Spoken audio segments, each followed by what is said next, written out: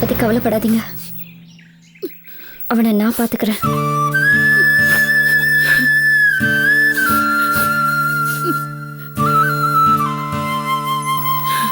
அழாதீங்க அக்கா, உங்க கஷ்டம் வேற யாருக்குமே வரக்கூடாது. மனசை தேத்திக்கங்க.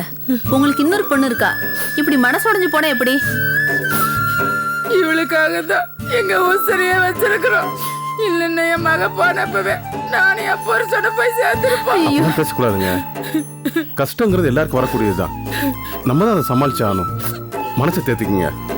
இப்படி நினைச்சுதான் மனசை தேத்திக்கிட்டு இங்க வந்திருக்கோம். ஆனா அந்த படுபாய் பையன் இங்கேயே தேடி வந்து தொல்லை கொடுக்கறான். அவன் மேல போட்டிருக்கிற கேஸ் நாங்க வாபஸ் வாங்கலைன்னா எங்களை எல்லாம் குடும்பத்தோட எரிச்சிருவேன்னு மிரட்டுறான் தம்பி. இங்க பாருங்க, இனிமே நீங்க இதுக்கெல்லாம் பயப்பட வேண்டியதில்லை. நாங்க எல்லாரும் இருக்கோம். அவங்க வந்து ஒரு வார்த்தை சொல்லுங்க, உடனே வந்துடும். இதுக்குதாக்கா பொண்ணை கொடுக்கும்போது நல்லா விசாரிச்சுட்டு கொடுக்கணும். இல்லைன்னா பொண்ணை கொடுத்துட்டு இப்படிதான் வேதனைப்பட்டு இருக்கணும். நானே என் பொண்ணை கொடுத்துட்டு இப்படிதான் புலம்பிட்டு இருக்கேன். தூரத்து சொந்தம், கல்யாணத்துக்கு முன்னாடி வரைக்கும் தங்கமானவனாதான் இருந்தான். ஆனா தாலி கட்டி முடிஞ்ச உடனே ஆளே மாறிட்டான். கரெக்டா சொன்னீங்க. எல்லாரும் பாக்குறதுக்கும் பேசுறதுக்கும் நல்லவனாதான் தெரியுவான். ஆனா அவன் உள் மனசுல என்ன இருக்குன்னு யாருக்கு தெரியும்? ஒரு பொண்ணு அவனை கல்யாணம் பண்ணிக்கிட்டு முதல் தனியா ஒரு ரூம்ல சந்திக்கும் போதுதான் அவன் மனுஷனா மிருகமானே தெரிய வருது. உங்க மருமகனோ மிருகமாதான் இருந்திருக்கான். கல்யாணம் வரைக்கும் கஷ்டப்பட்டு நல்லவனா நடிச்சிருக்கான். இப்ப பேசி புலம்பி என்னமா பண்றது? என் மக போனவ போய் சேர்ந்துட்டான். இவளை கரை சேர்க்கணுமே. அந்த பாவி பையன் எங்களை தேடி தேடி வந்து தொல்லை கொடுத்துக்கிட்டு இருக்காளே. இனிமே அதுக்கெல்லாம் கவலைப்படாதீங்க. அப்படி எதுவா இருந்தாலும் எங்க கிட்ட சொல்லுங்க. ஆனா ஒரு விஷயம், இந்த கேஸை வாபஸ் வாங்கணும் மட்டும் நினைக்காதீங்க. கேஸை நடத்துங்க. உங்களுக்கு எவ்வளவு சப்போர்ட் பண்ணுமோ நாங்க எல்லாரும் கண்டிப்பா சப்போர்ட் பண்றோம். அவனை விட வேணாம். ரொம்ப நன்றிங்க தம்பி. சரிம்மா, அம்மா உள்ள கூட்டு போ.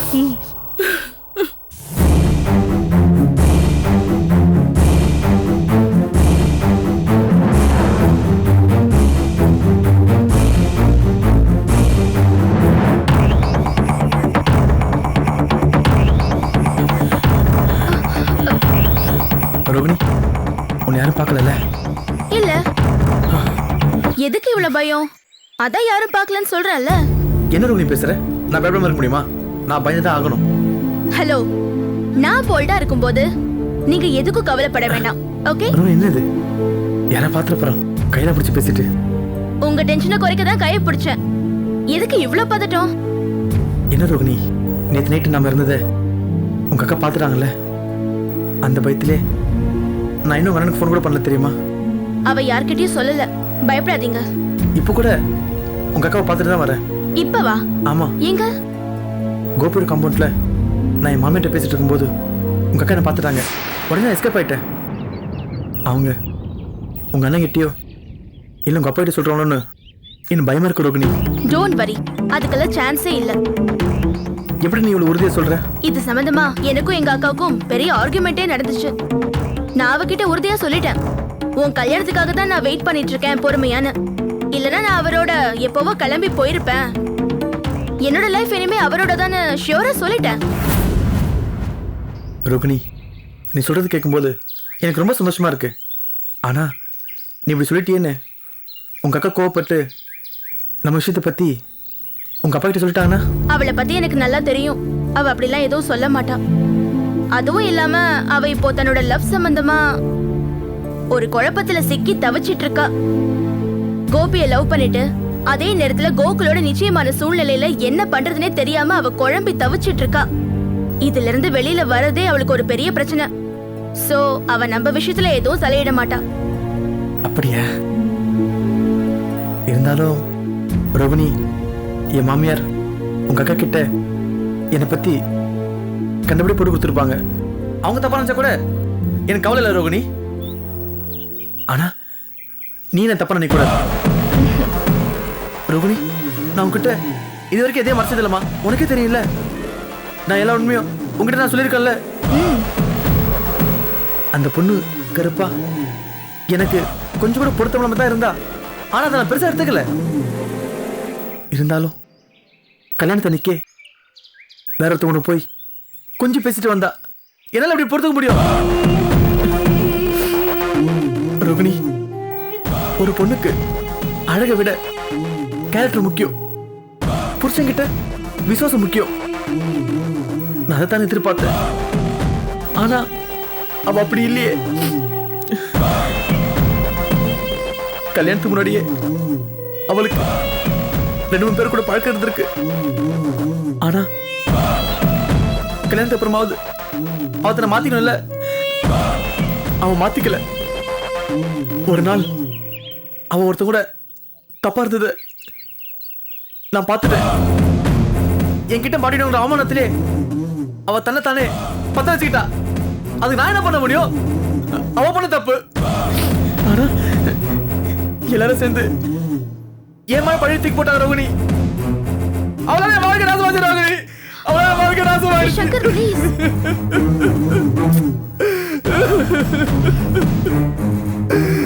Don't worry. என்னால உங்க வாழ்க்கை சந்தோஷமா இருக்க போகுது. இப்ப எதுக்கு பழசெல்லாம் நடிச்சிட்டு இருக்கீங்க? எல்லாத்தையும் மறந்துடுங்க. அதனாலதான் பொண்ணுங்களை பார்த்தாவே இனி வெறுப்பா இருக்கு. நான் அவளை நம்ப மாட்டேன். சங்கர், ஆனா உன்னை பார்த்ததுக்கு அப்புறம் அது மாறி போச்சு ரோகிணி. உங்க அண்ணனை நினைக்கும் போது எனக்கு ரொம்ப பயமா இருக்கு. எங்க நம்ம விஷயம் அண்ணனுக்கு தெரிஞ்சா அவனை வெட்டி போட்டுருவான். நம்ம இங்க இருந்தா தானே அவ கண்ணிலேயே படாத தூரத்துக்கு போயிடலாம். ரோகிணி, நீ எப்பவும் தயாரா இருக்கணும். நீங்க எப்ப கூப்பிட்டாலும் நான் வரதுக்கு தயாரா இருக்கேன். உடனே கிளம்பி வந்துருவேன். நான் இருக்கேங்க. தேங்க்ஸ் ரோகிணி. இனிமே வாழ்க்கை உன் கூட தான். சரி, நான் வரேன். ஓகே, பாய்.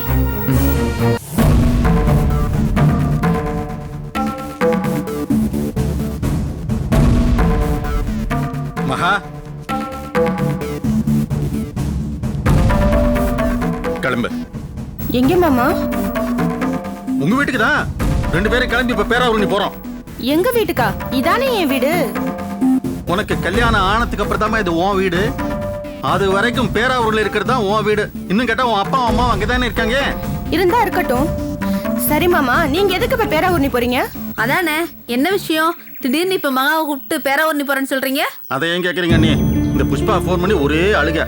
ஏன் மாமா? பேராவூரில பெருசூடன் படுத்துற பாடு தாங்க முடியலையா. புஷ்பாவையும் சம்பந்தத்தையும் வீட்டுக்குள்ளேயே விட மாட்டேங்கிறாராம். அட பாவி மனுஷா, ஏற்கனவே குதியா குதிப்பாரு. இப்ப அவரை அடிச்சு வேற அனுப்பிச்சாச்சுல. அதான் ரொம்ப பேசுறாருமே. நான் வந்து அவர்கிட்ட மன்னிப்பு கேட்கணுமா? நான் வரது மட்டும் இல்ல, மகாவையும் கூட கூட்டு வரணுமா? வா, கிளம்பலாம், போலாம், வா. சாரி மாமா, என்னால எல்லாம் வர முடியாது. வர முடியாதா? நீயும் நானும் போட்டி புஷ்பாக்கு தாமா கஷ்டம். ஏற்கனவே வீட்டுக்குள்ள சேர்க்க மாட்டேங்கிறானா உங்க அப்பன். அதுக்கு நம்ம என்ன மாமா பண்றது? அவங்க புருஷன் முன்னாடி என்னமா பண்ணிட்டு போட்டோம். என்னமாமா சின்ன படத்துலமா பேசுற நீ? பின்ன என்ன மாமா, பண்ற தப்பெல்லாம் அவர் பண்ணிட்டு நம்மள எதுக்கு சாரி கேட்க கூப்பிடுறாரு? இந்த பாரு மகா, உங்க அப்பன் ஒரு கிறுக்கன். அவன் என் குடும்பத்துக்கும் சரி எங்க அண்ணன் குடும்பத்துக்கும் சரி துரோகம் நினைச்சிருக்கான். எங்க 2 புள்ளையும் அழிஞ்சு போனதுக்காகவே காரியம் பண்ணிருக்கான். அவனை நான் அடிச்சதுல எந்த தப்பும் இல்லமா. ஆமா, அவன்கிட்ட நான் மன்னிப்பு கேட்க வேண்டிய அவசியமே இல்ல. நியாயமா பார்த்தா எனக்கு இருக்கிற கோபத்துக்கு அவன் இன்னும் 4 அடி போட்டுக்கணும். இதெல்லாம் ஒரு பக்கம் இருக்க, புஷ்பாவை கொஞ்சம் நாம நினைச்சு பார்க்க வேண்டியிருக்கு. பாவம் இல்லையாமா புஷ்பா? வெளியாளுங்க கூட பிரச்சனை கூட பரவாயில்லமா, புருஷனுக்கு சப்போர்ட்டா இருப்பாவ. ஆனா இங்க புருஷன் ஒரு பக்கம், அண்ணன் குடும்பம் ஒரு பக்கம். புருஷனை வீட்டுல சேர்க்க மாட்டேங்கிறான், இங்கேயும் வர முடியல. பாவம் என்னமா பண்ணுவாவ? அதனாலதான்மா என் தங்கச்சி கஷ்டப்படக்கூடாதுங்கிறதுக்காக நான் இஷ்டம் இல்லாம கூட அங்க போய் மன்னிப்பு கேட்க தயாரா இருக்கேன். உனக்கு வரத்துக்கு என்ன? எனக்கு வர பிடிக்கல. பிடிக்கலையா? உன் அப்பனை நான் அடிச்சிட்டேன் சரிமா. ஆனா நீ பண்ணியே அது நியாயமா? பெரிய தப்புமா, அது பெரிய பாவம். என்ன மாமா சொல்றீங்க? பாவமா? பாவம் தான்மா. பெத்தவன் அடிக்கிறதோட பாவம் உலகத்துல வேற எதுவுமே கிடையாதுமா.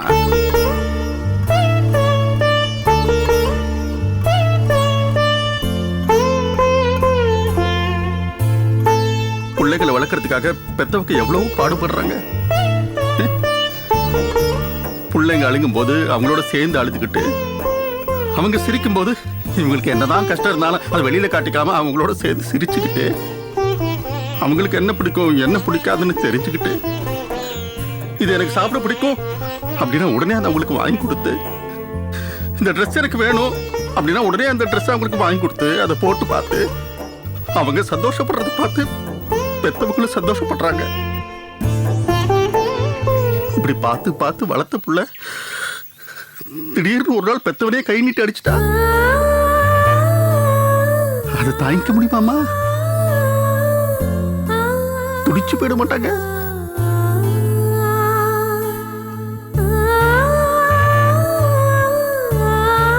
எந்த அப்பனாலையும் தூங்க முடியாதுமா.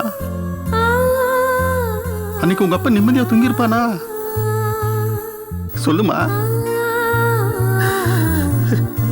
இப்ப சொன்னா உனக்கு புரியாதுமா. அனுபவிச்சாதான் தெரியும்.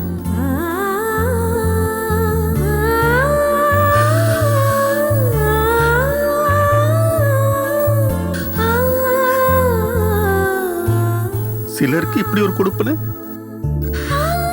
பிள்ளைங்க கையால அடி வாங்கணும்னு.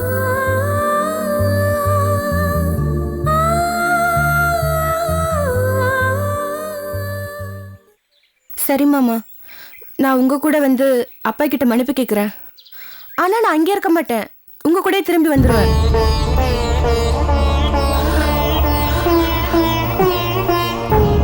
முதல்ல வா.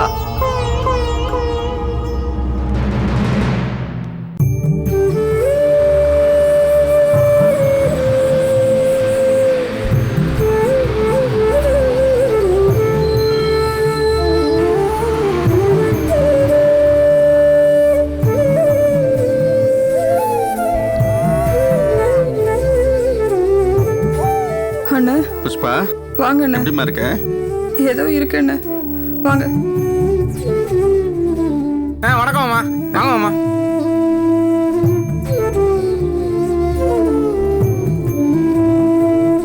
வாங்க அண்ணா. இருக்கட்டும்மா. வாங்க மாமா. நீங்க வாங்க அண்ணா. உட்காருங்க மாமா. உட்காருங்க அண்ணா, வந்துடுறேன்.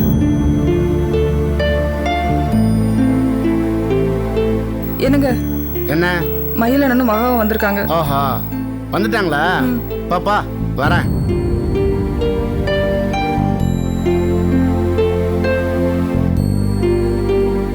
டாடி. ஏய் டாடி. போடா பச்சந்து போயல. உனக்கு எனக்கு இனிமே எந்த டீலிங்ஸும் கிடையாது. ஏன் டாடி இப்படி பேசுறா? என்னைக்கு இருந்தாலும் என் ஹெல்ப் உனக்கு வேணும் டாடி. டேய், ஒரு நேரத்துக்கு ஒன்று பேசுறோம் நீ பேசாத. ஹலோ, நான் பிரைஸோட பேசுறேன். உடனே புரட்டு வாங்க. டாடி, எனக்கு அண்டர்ஸ்டூட் ஆயிடுச்சு. என்னடா? உன்னை அடிச்ச 2 பேர் வந்திருக்காங்க, அதானே? உனக்கு இன்னும் மகா மேலையும் மயில் மாமா மேலையும் இருக்கிற பயம் போல. அதனால தான் செக்யூரிட்டிக்காக பாடி கார்ட்ஸை ஃபோன் பண்ணி வர சொல்லியிருக்கேன். சரியா? ஆயமுறா. Daddy, don't worry. நானே கமாண்டோ மாதிரி நான் உன் கூட இருக்கும்போது என்ன சொன்ன டச் பண்ணிடுவானா? பிரேவாரு. படா முட்டா பயமான.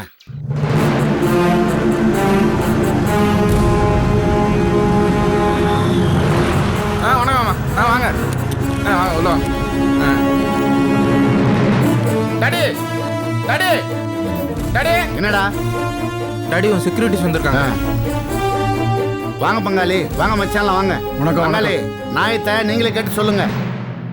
நீ என்ன காரைக்குடியில பெரிய சண்டையாரா? என் பங்காளி மேலேயே கை வச்சிருக்க? இல்ல, அது வந்து ஊருக்கு வந்து அடிச்சுக்கியா நீ? பெரிய ஆளா நீ? கேட்க ஆளுதான் நினைச்சிட்டு இருக்கியா? எங்க போஸ்ட் மாஸ்டர் மேல கையை வச்ச எவனும் எங்க கிட்ட தப்பிக்கவே முடியாது. ஏங்க, என்னங்க இது? ஏய் மயிலு, உனக்கு ஏதாவது அறிவு இருக்கா? யாராவது தங்கச்சி புருஷனை கை நீட்டி அடிப்பாங்களா? நீ எல்லாம் ஒரு பெரிய மனுஷனா? இந்த லட்சணத்துல இவர் கல்யாணத்துக்கு எல்லாம் போய் வாசிச்சிட்டு இருக்காரு. கல்யாணத்துக்கு வாசிக்கிறவங்களுக்கு மனசுக்குள்ள எல்லார் மேலேயும் மதிப்பு மரியாதையும் இருக்கணும். சொந்த மச்சானியை கை நீட்டி அடிக்கிற நீ கல்யாணத்துக்கு வாசிச்சா உருப்பு மாயாது. ஐயா, நான் பண்ணது தப்பு தான் ஐயா. அதுக்காக தான் மாப்பிள்ளை கிட்ட மன்னிப்பு கேட்க வந்திருக்கேன். ஆனா நீங்களாம் எதுக்காக இப்படி பேசுறீங்கன்னு எனக்கு தெரியல. அங்கிள், டாடி தான் ஃபோன் பண்ணி எல்லா ரிலேஷன்ஸையும் வர சொன்னாங்க. நீங்க மன்னிப்பு கேட்க போறத ஒரு பெரிய ஃபங்க்ஷன் மாதிரி அரேஞ்ச் பண்ணிருக்காங்க. என்னப்பா அதெல்லாம்? ஏமா, நீ எல்லாம் ஒரு பொண்ணா? மாமனுக்கு சப்போர்ட் பண்ணிட்டு பெத்தா பொண்ணைய கை நீட்டி அடிச்சிருக்க. நான் மட்டும் அங்க இருந்தா உன் கையையே ஓடிச்சிருப்பேன். என் பொண்ணு அப்படி பண்ணிருந்தா கழுத்தை திருக்கி கணத்துல போட்டிருப்பேன். ஐயா, எல்லாரும் கொஞ்சம் அமைதியா இருக்கீங்களா?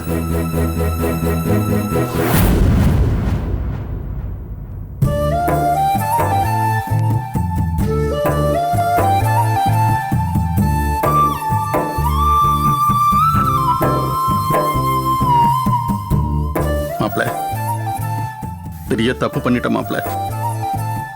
புத்தி கெட்டு போய் உங்களை நான் கை நீட்டிட்டேன். எல்லாரும் முன்னாடியும் மன்னிப்பு கேட்டுக்கிறேன். என்ன மன்னிச்சிடுங்க மாப்பிள்ள. அடடா, எவ்வளவு பெரிய பணிவு, என்ன பவ்யம். இப்ப எதுக்கு இந்த மோதிரம்? நான் என்ன உன் வீட்டுக்கு மறு வீட்டுக்கு வந்திருக்கேனா, இல்ல நீ சீர் செய்ய வந்திருக்கியா? ஏயா, இந்த மோதிரத்தை கொண்டு வந்து மாட்டிவிட்டா மட்டும் என் கோவம் போயிடுமா? இதே மாதிரி பீத்து மோதிரத்தை 10 மோதிரம் தானம் கொடுக்குற அளவுக்கு எனக்கு கெப்பாசிட்டி இருக்கு. தங்கச்சி மாப்பிள்ளைங்கிற மரியாதை மனசுல கொஞ்சம் கூட இல்லாம உன் இஷ்டத்துக்கு என்ன அடிச்சல்ல, எனக்கு எப்படி இருந்திருக்கும்? அது உன் இடம்னு தானே என்ன அடிச்ச. இப்ப நீ இங்க வந்திருக்க, உன் வீரத்தை இப்ப காட்டு பார்க்கலாம். மாப்பிள்ள, உங்ககிட்ட மன்னிப்பு கேட்கணும் தானே மாப்பிள்ள நான் இங்க வந்திருக்கேன். நமக்குள்ள கோபதாபங்கள் வேணான்னு தானே மாப்பிள்ள நான் இங்க வந்திருக்கேன். ஏன் ஏன் இப்படி எல்லாம் பேசுறீங்க? நான் யாரு? என் லெவல் என்ன? என்ன கை நீட்டி அடிக்கிற அளவுக்கு நீ பெரிய ஆளா? என்ன திமிருடா உனக்கு?